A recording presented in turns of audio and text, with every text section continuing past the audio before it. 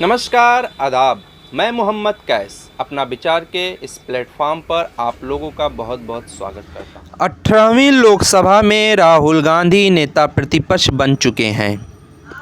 राहुल गांधी ने अपनी राजनीतिक कैरियर की शुरुआत सन 2004 से ही की थी, लेकिन इन्होंने राजनीतिक में किसी पद की मांग न की, ना ही किसी पद पर बने रहे। यहाँ तक कि इनको पार्टी प्रमुख पद से भी बनाया गया था, लेकिन इन्होंने इस्तीफ़ा दे दिया था। लेकिन अब राहुल गांधी अनैच्छिक नेता की छवि तोड़ते दिख रहे हैं। अब वह नेता प्रतिपक्ष के रूप में लोगों के सामने आए हैं।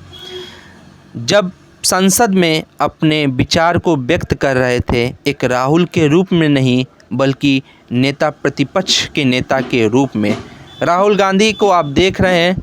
अब ये टी शर्ट पर नहीं है बल्कि पैजामा और कुर्ता पा चुके हैं, एक अपनी छवि परिवर्तित करते हुए। इन्होंने संसद में कहा, जाहिर है कि सरकार के पास पॉलिटिकल पावर है, लेकिन विपक्ष भी भारत के लोगों की आवाज़ है। इस बार विपक्ष भारत के लोगों की आवाज़ दमदार तरीके से संसद में उठाएगा।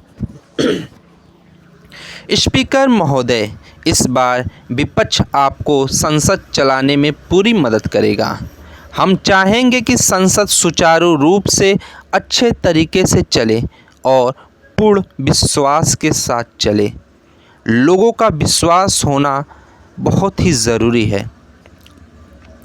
मुझे भरोसा है कि आप मुझे अपनी आवाज़ उठाने की इजाज़त देंगे और मुझे बोलने की भी इजाज़त देंगे।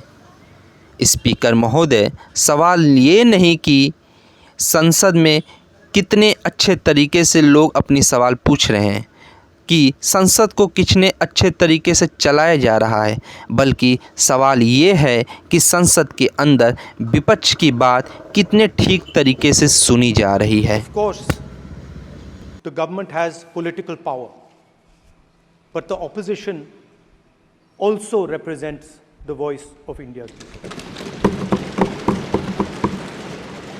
And this time, the opposition represents significantly more voice of the Indian people than it did last time.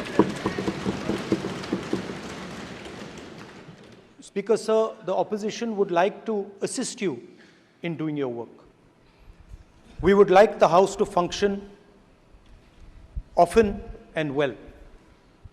Speaker, sir, it is very important that cooperation happens on the basis of trust. It is very important that the voice of the opposition is allowed to be represented in this House. I'm confident that you will allow us to represent our voice, allow us to speak, allow us to represent the voice of the people of India. Speaker, sir, the question is not how efficiently the House is run. The question is how much of India's voice is being allowed to be heard in this House.